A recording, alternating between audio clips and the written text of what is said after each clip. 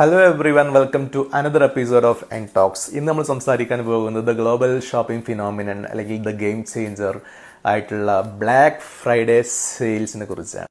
Actually നമ്മളെല്ലാവരും wait ചെയ്യുകയാണ് black Friday സെയിൽസിന് വേണ്ടിയിട്ട്, ആ ഒരു ഓഫറിന് വേണ്ടിയിട്ട്, അതിൻ്റെ വലിയൊരു ഡിസ്കൗണ്ടുകൾക്ക് വേണ്ടിയിട്ട് നമ്മൾ വെയിറ്റ് ചെയ്യുകയാണ്.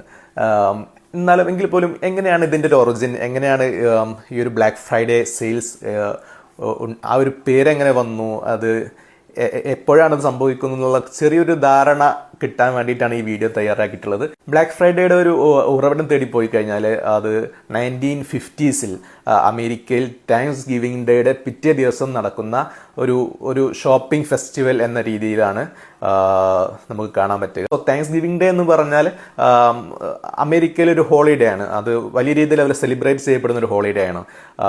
അന്ന് അവർ ഫാമിലി ഗ്യാതറിങ്സ് ഒക്കെ ഉണ്ടായിരിക്കും.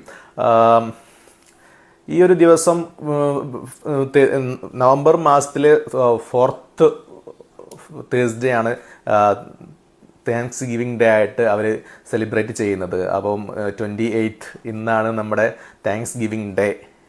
നാളെയാണ് 29th black Friday sales gonna happen. ഇതൊരു ലോങ് വീക്കെൻഡാണ് വരുന്നത് അല്ലേ, തേഴ്സ്ഡേ, ഫ്രൈഡേ, സാറ്റർഡേ, സൺഡേ.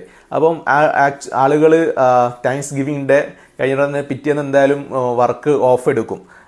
അങ്ങനെ വലിയ രീതിയിൽ ഷോപ്പിങ്ങും വലിയ ക്രൗഡും വലിയ ട്രാഫിക്കും ഒക്കെ ഉണ്ടാകുന്ന ഒരു ദിവസമാണ് ഈ ഫ്രൈഡേ. അങ്ങനെ ഈ 1960s ഫിലാഡൽഫിയ പോലീസാണ് ഇതിനെ ബ്ലാക്ക് ഫ്രൈഡേ എന്ന് വിളിച്ചിട്ടുള്ളത്. സിംപ്ലി അവരെ സംബന്ധിച്ചിടത്തോളം വളരെ ക്രൗഡഡ് ആയിട്ടുള്ള, വളരെ ട്രാഫിക് കാര്യങ്ങളൊക്കെ ആയിട്ട് അവർക്കൊരു അസുഖകരമായ ഒരു ദിവസമാണ് ബ്ലാക്ക് ഫ്രൈഡേ, ആ Friday. So they called it Black Friday. പക്ഷെ 1980s അതിന് മീനിങ് മാറി. കാരണം ബ്ലാക്ക് ഫ്രൈഡേ വലിയൊരു പ്രോഫിറ്റാണ് എന്ത് ചെയ്യുന്നത്, ബിസിനസ് ഓണേഴ്സിന് കൊണ്ടുവരുന്നത്. ഹ്യൂജ് ആയിട്ടുള്ളൊരു സെയിൽസാണ് കൊണ്ടുവരുന്നത്. നമുക്കതിനെക്കുറിച്ച് സംസാരിക്കാം. അപ്പോൾ അതിൻ്റെ പേര് പിന്നീട് അക്കൗണ്ട്സ് രീതിയിൽ നോക്കുമ്പോൾ ബ്ലാക്ക് മീൻസ് പ്രോഫിറ്റ് ആണ് അല്ലേ, red means loss, black means profit.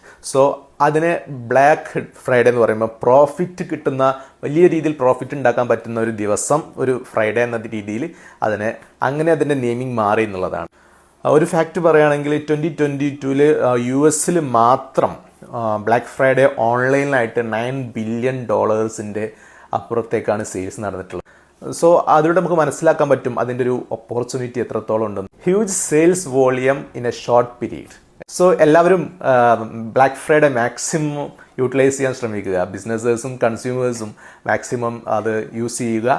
എല്ലാ ബിസിനസ്സുകാർക്കും വലിയ രീതിയിലുള്ളൊരു സെയിൽസ് നടക്കട്ടെ, വലിയൊരു പ്രോഫിറ്റ് ഉണ്ടാകുന്ന ഒരു പ്രോഫിറ്റ് ഫ്രൈഡേ ആയിട്ട് മാറട്ടെ എന്ന് ആശംസിക്കുന്നു. അതുപോലെ കൺസ്യൂമേഴ്സ് ആയിട്ടുള്ള നമ്മളെ പോലെ കൺസ്യൂമേഴ്സ് ആയിട്ടുള്ളവർക്ക് നമ്മൾ ആഗ്രഹിക്കുന്ന ഓരോ പ്രൊഡക്റ്റുകൾ, നമ്മൾ ആഗ്രഹിച്ച പ്രൊഡക്റ്റുകൾ നമുക്ക് ഏറ്റവും മാക്സിമം ഡിസ്കൗണ്ടുകളിലും ഓഫറുകളിലും ലഭിക്കട്ടെ.